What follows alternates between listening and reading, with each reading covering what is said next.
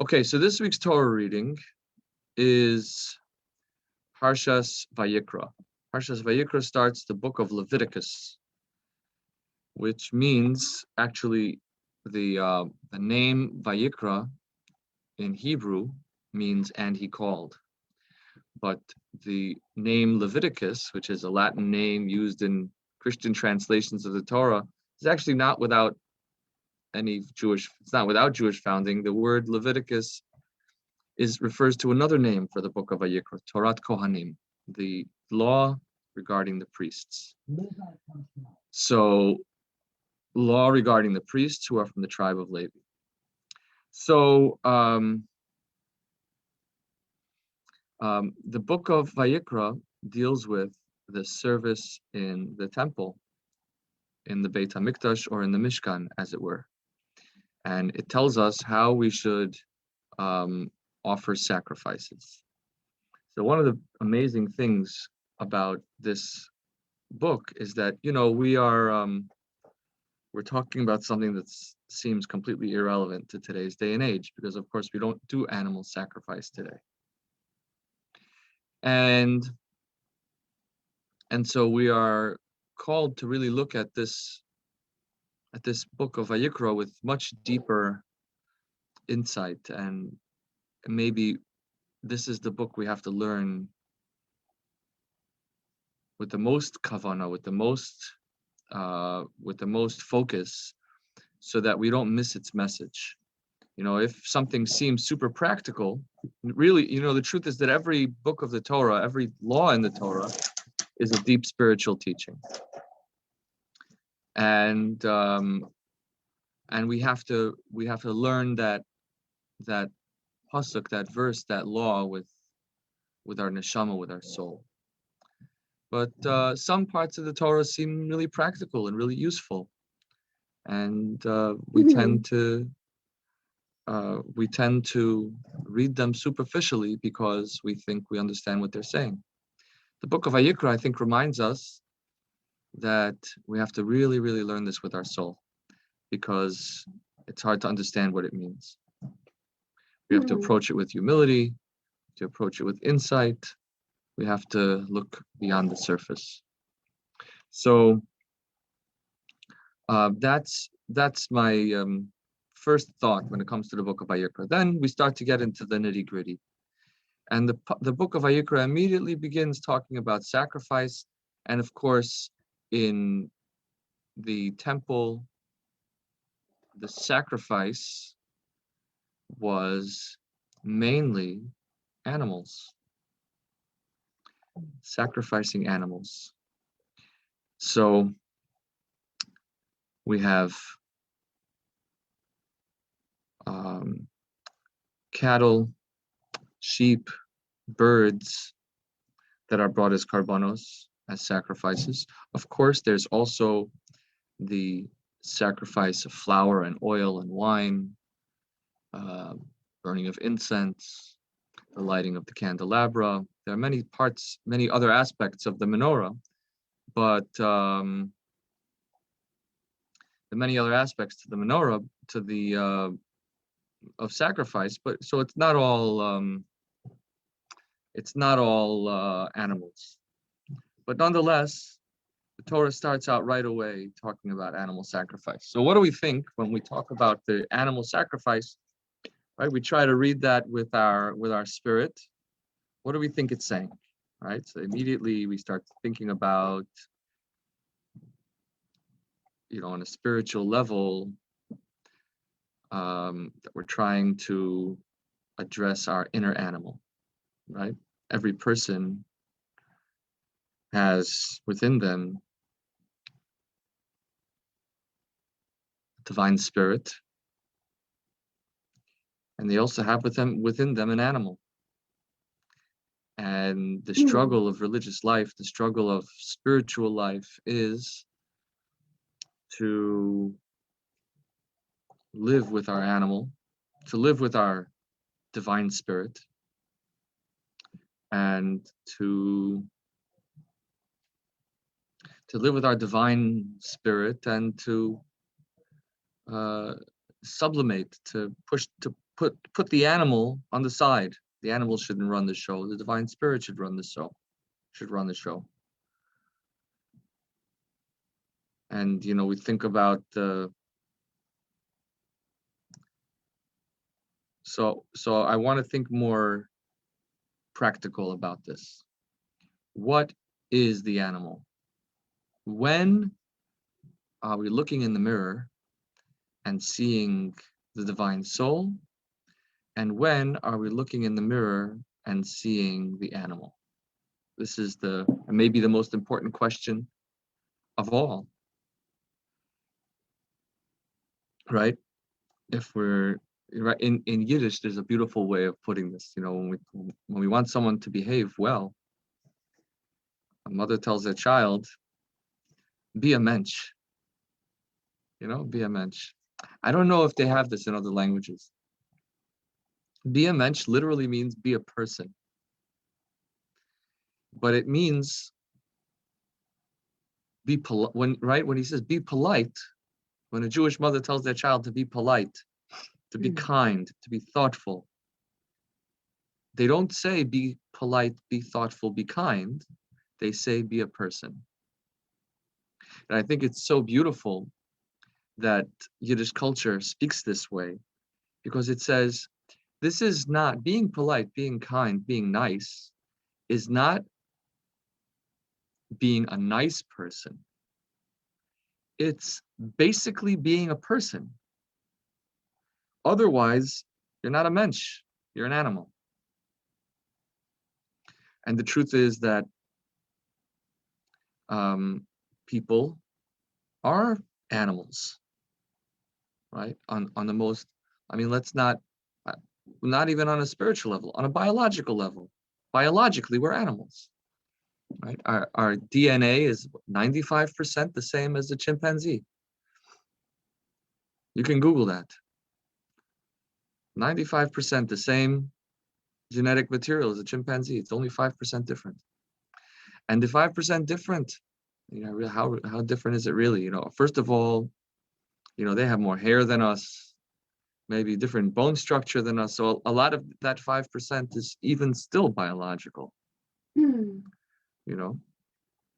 So basically, humans are really just smart animals. So we talk about the animal versus the spiritual being, the animal versus the mensch. I think we really have to think very carefully about what that is. When am I a mensch and when am I an animal? Again, and now for all the pet lovers out there, for all the animal lovers out there, I'm not putting animals down. Animals are, and I want to say this is really important, because in order to understand the difference between a human and an animal, we have to be careful that we're not approaching this with a simplistic, easy answer, right? So, we could easily think of the animal as being, vicious, aggressive, but anyone who really knows animals also knows that animals can be very gentle, beautiful, can be loyal, right? Can be affectionate, comforting. I see people cry when they lose their pets, sometimes even more than when they lose the fellow human being. And I understand that people have deep, deep connections with their animals. Animals can be noble, right? So let's not, jump to conclusions to say, what is the animal and what is the human? What is the mensch? I think we have to dig deeper to understand what that is, to come up with a good explanation of what is the animal. So to do this, I turn to Chassidus, and I turn to the first chapter of Tanya. The first chapter of Tanya is I think, it speaks about this issue of this is kind of like a fundamental idea in Hasidic thought of what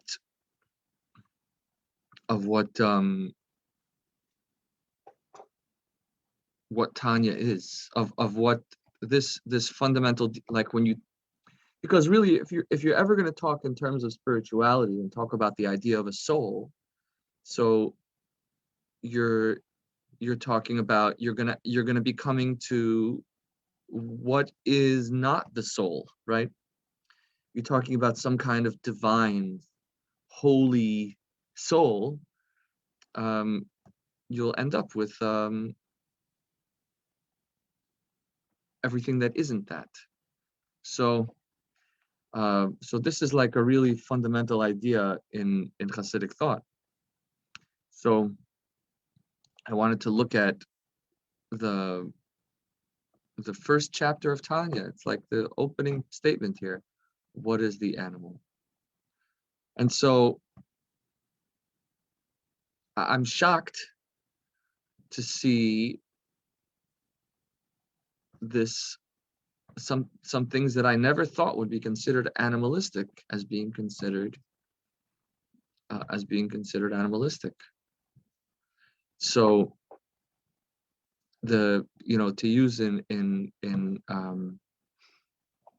Hasidic language, it's called the nefesh behemi, the animal soul.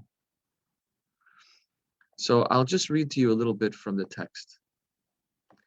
This is based on the Arizal, Rabbi Yitzchak Luria, recorded by his student, Rabbi Chaim Vital. And he writes that every person has two souls.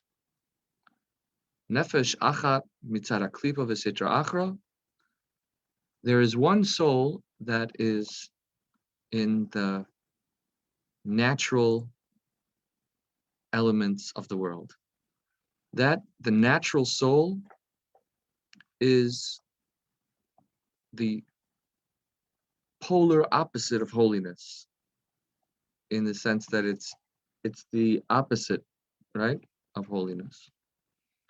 And that is in the blood of the human being, and it gives life to the body.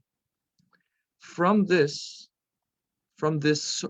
life force comes all of negative character traits. That is anger and pride, appetite for pleasure, frivolity, boasting, idle talk, gossip, depression, laziness. All of these are animal traits.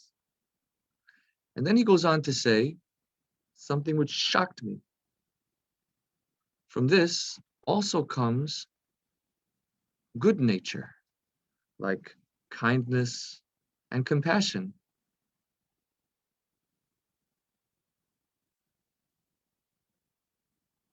So how can we refer to kindness and compassion as being animalistic? So again, now we started out by saying that pets can be very compassionate and kind. So here we find that when we're trying to talk about differentiating the spiritual elements of the person from the animalistic elements of the person, we sometimes think that we're talking about just negativity, but actually we're not talking about negativity. We're talking about something more subtle. So what do all of these things have in common? Anger, pride, appetite for pleasure, silliness, gossip, laziness, sadness, kindness, and compassion. What do they all have in common? So I read in the Hebrew one sentence that that one word in this sentence that seems to give me a clue as to what we're talking about. V'gam midot tovot shebeteva kol Yisrael b'toldotam kemo rachmanut u'gmilut chasadim ba'ot mimena. And also good character traits that are in the nature of all of Israel by their they've inherited it, like kindness and compassion come from it. And we're talking about the kind of the Talmud statement that says that a Jew, there's kind of Jewish character traits. Talmud is kind of racist in that way, that it refers to national characteristics, personality traits that you can find across national group. So he says, the Talmud says that the Jewish people have a character trait. It's common among Jews, and if someone doesn't have it, you should question if they're really Jewish, and that is kindness and compassion. So now in this, while kindness and compassion is a beautiful thing, we're still calling it animalistic. And now we're challenged to find what is the difference between the spirit, the divine spirit, and the animal nature. And so the words that jump out at me are the words nature and inherited. Teva toldotam. That is, if this character trait is something or this behavior that I'm engaging in is because of my nature or because of my heredity, because of what I inherited, then it's no different than the way an animal behaves. And that's not necessarily good or evil. We're not talking about here I'm not talking about the animal as being uniquely evil. We're talking about the animal as being there's a lot of evil that comes from our nature, right? People are inherently selfish, and it's natural. See, this is the thing. We're saying whatever is natural is your animal. So if you'll say it's natural to get angry in such a situation, then you're right, it is natural. And that's the way an animal reacts. If you provoke an animal, they'll get angry. And it's natural to be depressed in certain circumstances, or to be melancholy, or to feel lazy. These are natural behaviors. It's understandable that a person would be this way. It's our nature. It's also natural to be kind to your family. It's natural to be compassionate to your fellow humans. It's just our nature. And so if we're doing this because it's natural, then we're no different than a monkey, an elephant, a puppy, or a kitten, or even a cockroach. Because whatever they do, they're doing because it's their nature. So when we are trying to access our divine spirit, we are acting in a way that isn't natural. Now, I want to remind ourselves that when we talk about the korban, which is the subject of our Parsha this week, the korban doesn't say destroy the animal. the Korban says, bring the animal to God. So the animal is actually getting elevated. Yisheh LaHashem, it's being turned into fire for God. So in a way, I'm a little off topic now, pivoting to talk about what the divine spirit is. But nonetheless, it's important. The divine spirit, on the other hand, is a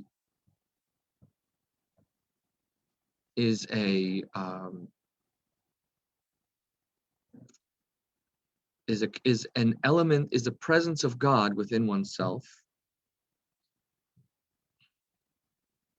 in which a person is connected with God and is connected with all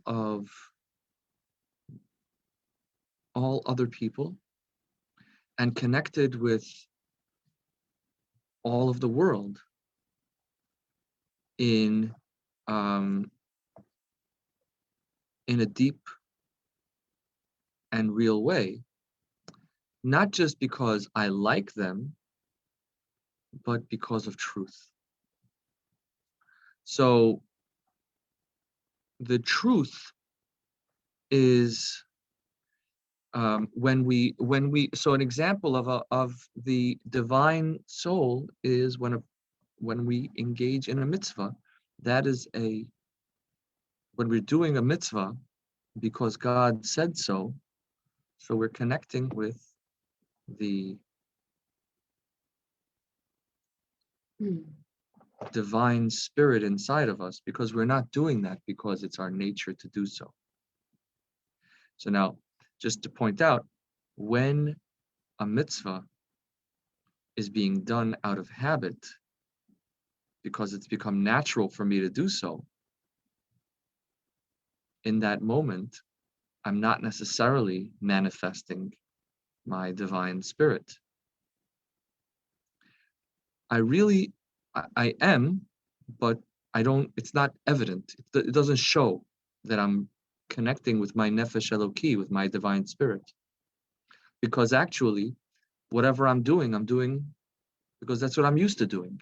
The same way, when you tell a dog to sit, you train the dog to sit. So I trained my dog to sit. I trained my body to put on tefillin. I trained my mouth to say the words of prayer. It's already a habit. It comes natural. When I pray, I can forget where I am. I can forget the words, and my mouth moves automatically. I say the words by themselves. They come out by themselves. You could train a parrot. That's basically a parrot. A parrot can pray also. And it's doing it not because of its divine spirit. It's doing it because it's its nature. It's been trained to do that. And we can train ourselves to say, yes, ma'am, thank you, ma'am, have a nice day, sir. We can train ourselves with these mensch behaviors, but really, it's just training. It's already become our nature. So when do we really see the divine soul? Is when we make a choice that goes against our nature. When we make a choice that overcomes our habits. When we do something that isn't automatic. When we do a mitzvah and it isn't fulfilling, that might be a divine mitzvah. Now we have to be careful when we say it's not fulfilling. The neshama, the nefesh Eloki, also has sensations, but the feelings of the animal and the feelings of the nefesh Eloki are not the same. Basically, our feelings mostly are animal. Love, again, so if you go back to that division, that classification, that if it's of our nature, then it's animal. Love is in our nature. It's our nature to love our life partner. It's in our nature to love our family members. It's in our nature to love people who are vulnerable. It's natural to feel compassion and pity for someone who's weak. tribal behavior. Tribal, it's natural to feel connected with people who look like you. And because, right, monkeys do that too. They have a, what do you call it? The monkeys move in, what do you call them? No? You know what it's called? What a monkey lives in? What they move, what a group of monkeys, what's it called? No? You know what I'm talking about. Herd? A herd, yeah, okay, herd works. Pack, right. I think there's still another herd of lions, a pack of hyenas. A tribe. A tribe, yeah, monkeys go on a tribe. Okay. Yeah. But the point is, and you have your alpha male, and then you have the other males, and you have a whole, right? They have a whole community, and they have a culture, and they have, they have rituals around the division of food, and they're fair. Fairness is very important in a monkey tribe. Read Jane Goodall. Jane Goodall stayed with the monkeys in Africa, and she observed them. Right, so they have a very advanced society. But the point is, all of this is A, their nature, and B, about their survival. Right? I mean, you could say it's really the same thing, right? When you think about it, nature, when you're doing something because it's your nature, that's really driven by the survival instinct. Right? So sometimes it's in your nature, it's in the interest of your survival instinct to act against yourself. Right? You think to save all the food for yourself is your survival instinct. Giving it away to somebody else is against your survival instinct. No. If you only get a monkey lives by himself, is more likely to become attacked and not survive an attack.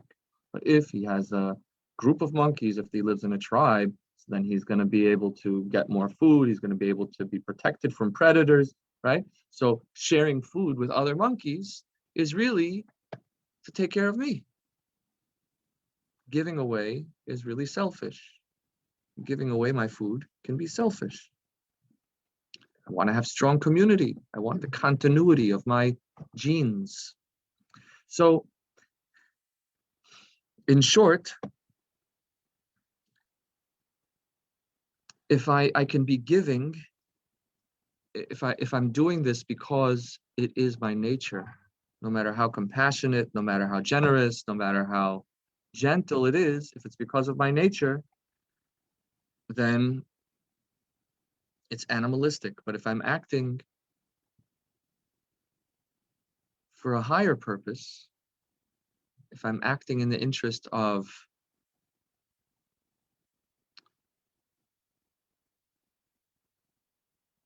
now you could say philosophy. So we have to be careful with philosophy, because philosophy can sometimes, like, we could sometimes confuse organizational psychology with philosophy. Right? Organizational psychology is still animal. You know what is organizational psychology? These guys like Simon Sinek. I love him. He's so great, so interesting. You have these guys who productivity. In the hospital we have the patient experience department. And they care about spirituality because they find that productivity goes up when people are happy, right? So sometimes philosophy can just be a utilitarian. Philosophy could just be a utilitarian. It could be finding the best way to protect the tribe. And in order to do that, you have to think, right? You have to not be stupid. It's like in a way, the most simple example of organizational psychology is that if you share your food, you'll live longer, right? But really, it's all about me. So that's why I say philosophy can also still be animalistic, could be the smart part of the monkey, just to try and get The monkey should live longer. That's all we want, is the monkey should live longer and be happy. And a smart monkey knows that sometimes you have to delay your gratification. You have to, the marshmallow test. And there's another example of that, right? You know the marshmallow test. They give the kids one marshmallow and say, if you eat this, you can eat this marshmallow whenever you want. But if you wait to eat the marshmallow until I come back, I'll give you 2 marshmallows.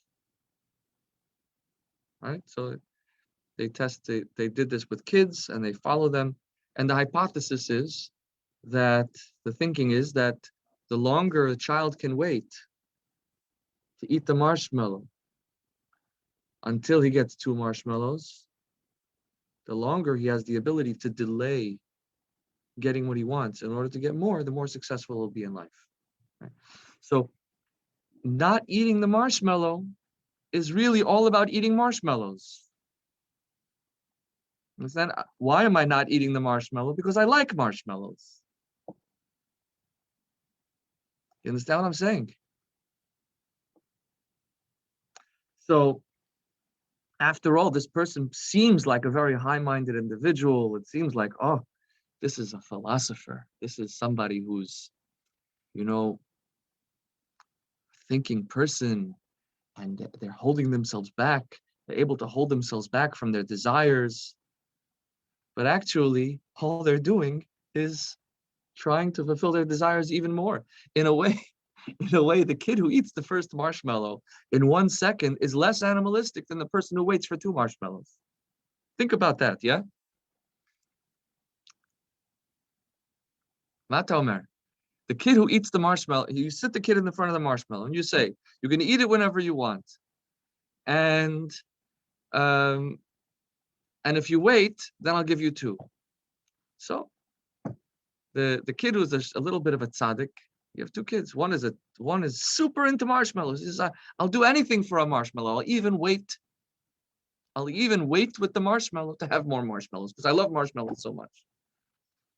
The other one, a little more spiritual, a little more holy, he says, all right, a marshmallow, good, let me eat the marshmallow.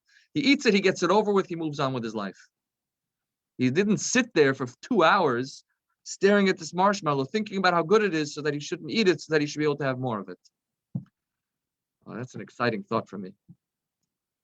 I mean, so sometimes not eating the marshmallow just shows that you're really all about marshmallows. So this is the point, is that the question is, and I guess the only way to answer this question, am I acting in the interest of my animal, or am I acting in the interest of my divine soul, is, am I doing this in the interest of connecting with God? I guess that's the only way to answer it. Am I doing this for God? Or am I doing this because it makes sense to me, because it feels right to me, because it's my habit? Am I reacting to my circumstances and my nature? Or am I doing what I believe I'm called to do? I think like another way of thinking about that might be, am I doing this because I feel it's my obligation, like a spiritual, holy obligation, a life's mission and calling? Or am I doing it because it feels right?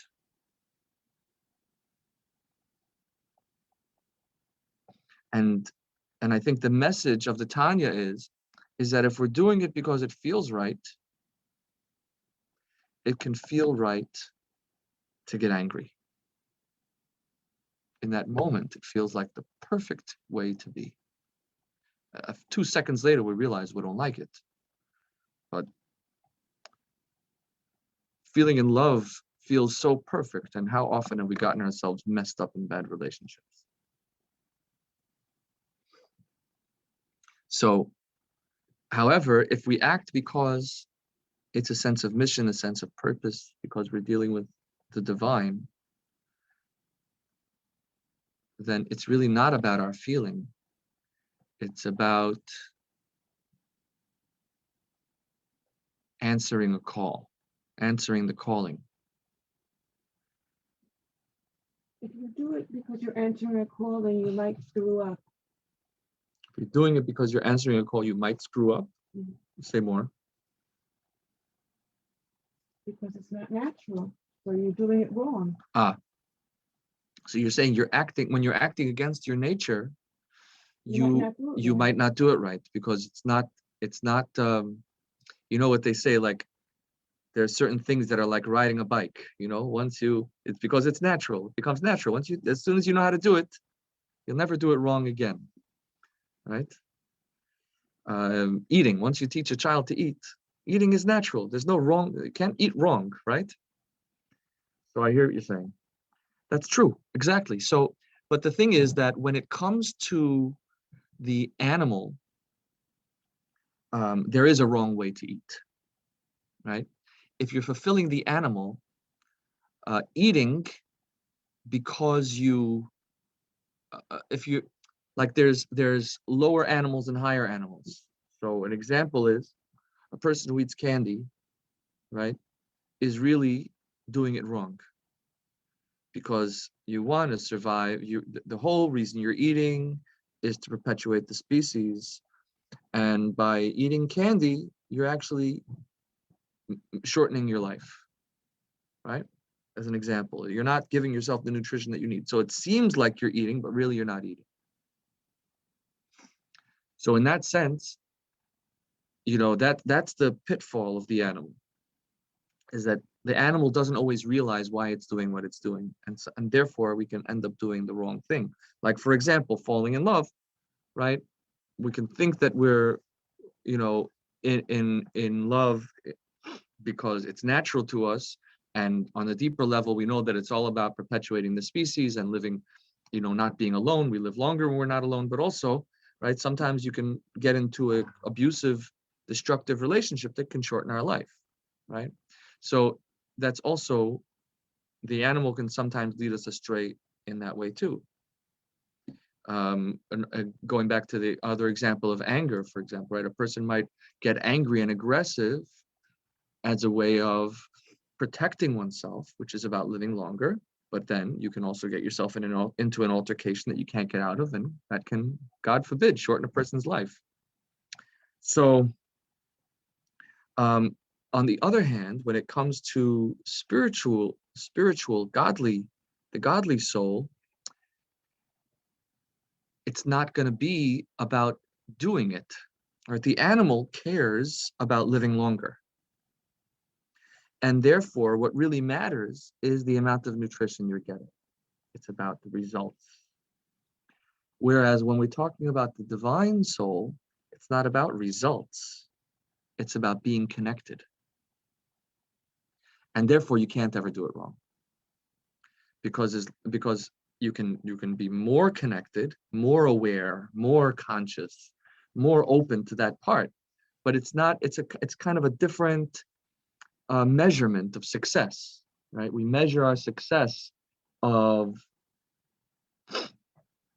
we measure the success of the animal in results, and we measure the success of the divine soul in integrity. So in that sense, of course, there are levels in integrity, but it's about orientation. It's not about right or wrong. And that's, by the way, why teshuvah works, right? If you look at things from the perspective of the animal, that's why cancel culture, by the way, is an idol worshiping mentality. In other words, if you're doing it wrong, it's the animal soul. If there's such a thing as doing it, if you're doing it wrong, if you're focused on did I do it right or do it wrong, then you're looking at it through animal eyes. Yeah, right? It's not the divine soul. And there's no redemption in the animal world. Meaning, if it's about results, right? You either live longer or you live shorter. There's no way to turn back the clock. Right? You're either going to perpetuate your genes or you're not going to perpetuate your genes. And how many times you got more genes in the world, that's either there or it's not there. There's no way to turn that back. And when you break, if like, You broke something, it's broken, it's over. That's in the animal world. But in the godly world, since it's about orientation, the meaning of something can change over time. And so you might have done something for the wrong reasons yesterday, but today it's inspiring you and bringing you closer to God. Right? My mistake yesterday can be part of my reason for being close to God today. Because I made the mistake yesterday, therefore I'm trying harder today. That means that mistake now has become part of my divine soul, part of my divine mentality. So that's. So do we have to love everybody? Do I have to love Hitler because I wouldn't be born together? Because my parents would never have met, and in America. So that's an animal, right? So that So would be an animal reason to love Hitler, right? You could give an example. Should I love Hitler because if not for Hitler, my parents wouldn't have met and I wouldn't be born? Your genes exist in the world today. That's your animal, right? Because of Hitler. And so if you love yourself, which is an animal thing to do, then you should love Hitler. As twisted as that sounds. In the divine level, we're talking about something else. In the divine level, we're saying, is Hitler connected with God? If he's connected with God and I'm connected with God, then we are one.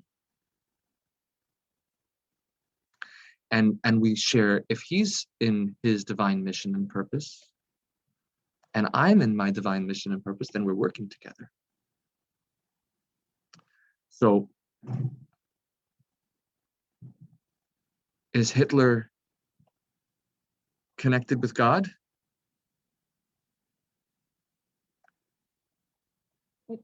I'm just giving you an extreme. There are plenty I know it's an extreme, and you know what? People who don't go to synagogue who are very connected with God. Absolutely. Who come to synagogue and they have no connection. Did I say anything about synagogue? I didn't say anything about synagogue. I'm just telling you about it.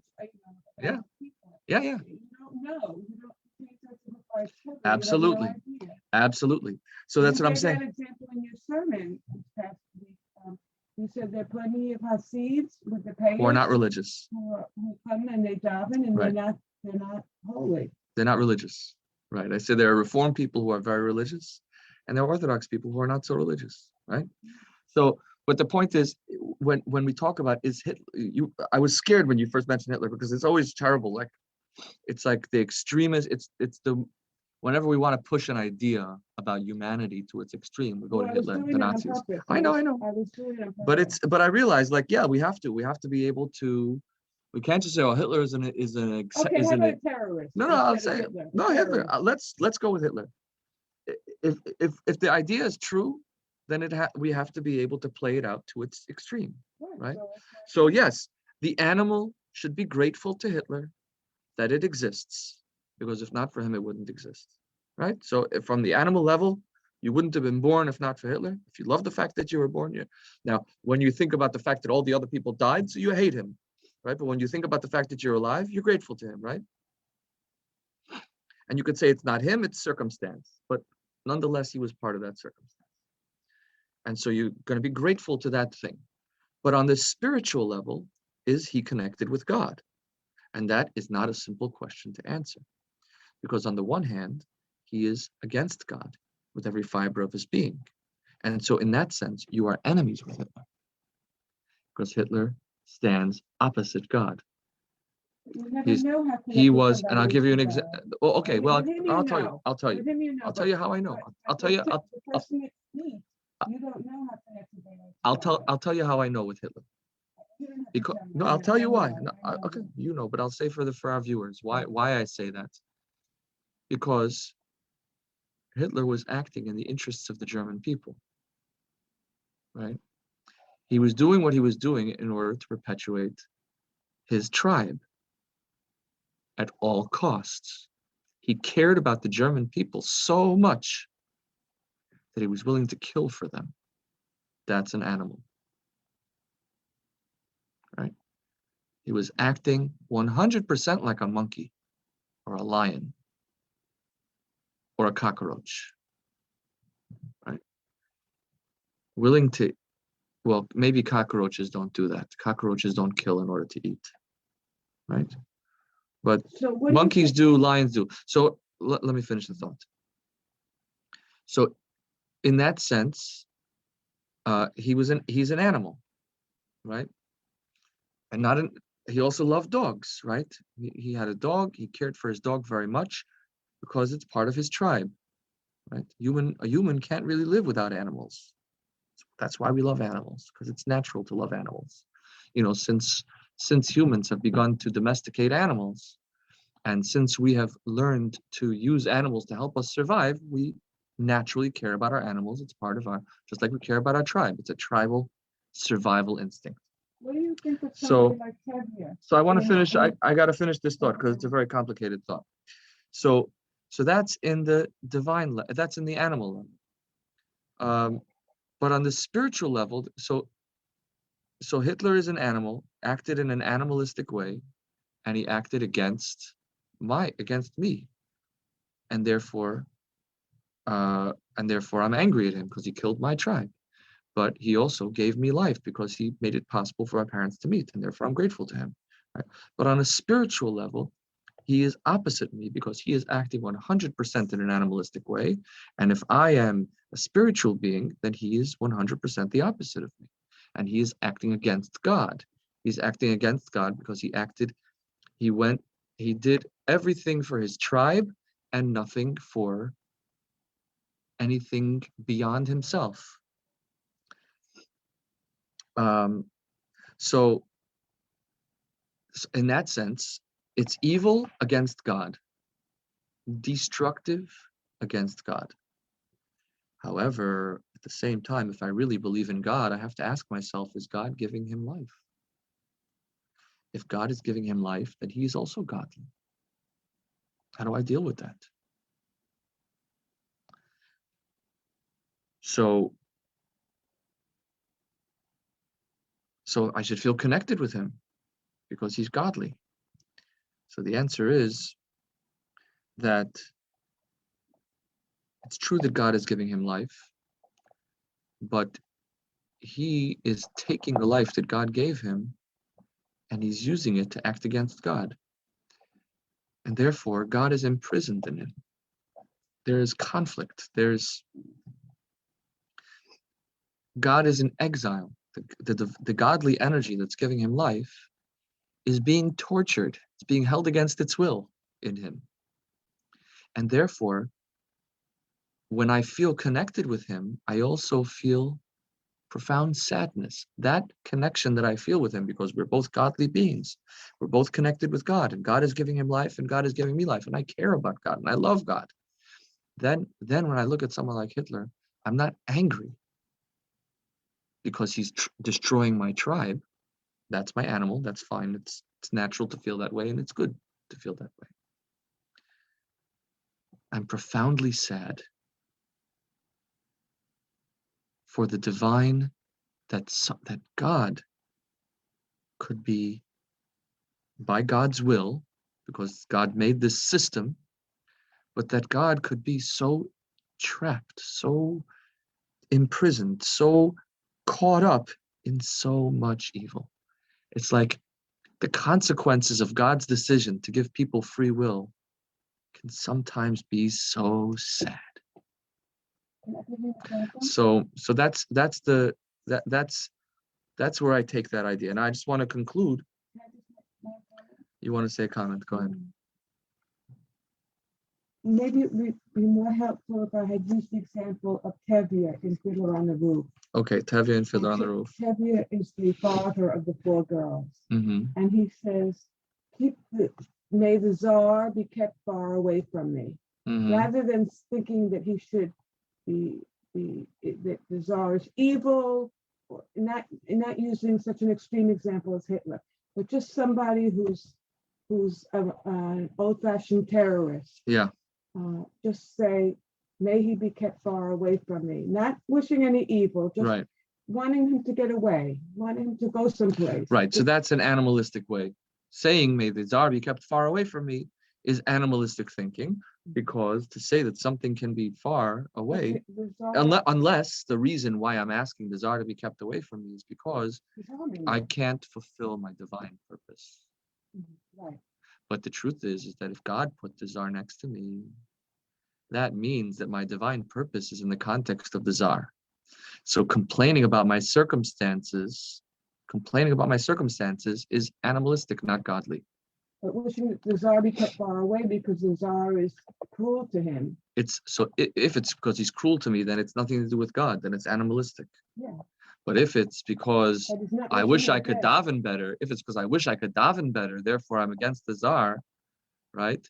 Then that might be kind of a level 1 godly thinking. But I would argue that on a level 2 or level 3 higher level of godly thinking, we would realize that my mission, my calling, my sense of divine purpose applies in whatever circumstance God put me. And therefore, I'm no closer to God next to the Tsar than I am in the synagogue. Because if God made it that I have to live in an anti-religious world, then that means he wants me to serve him in this way. I could daven so much better if I was in Israel, but God didn't put me in Israel. Even if God wants me to go to Israel today, but it's going to take me 8 hours, however how long the flight is, even if I get on the plane right now. So that means for the next 8 hours until Mashiach comes, in this moment, right now, God has me here. We don't have immediate teleportation. You know what I mean? You can't go like this in 1 second to Israel. So right now I'm here. That means God put me here. God has given me life in this moment. What is the calling? What is the mission? What does God want from me in this moment? So then there's no point in saying, let God keep the Tsar far away from me. What do you mean? God put the Tsar here. Why? So I have to ask myself, why? How does God want me to serve him right now? All right, Rabbi Isai, thank you so much for joining us. Wishing everyone a good week, to be continued, Bezrat Hashem. And for those who join us at 7:45 for our Laws of Pesach class, I look forward to seeing you then. Thank you.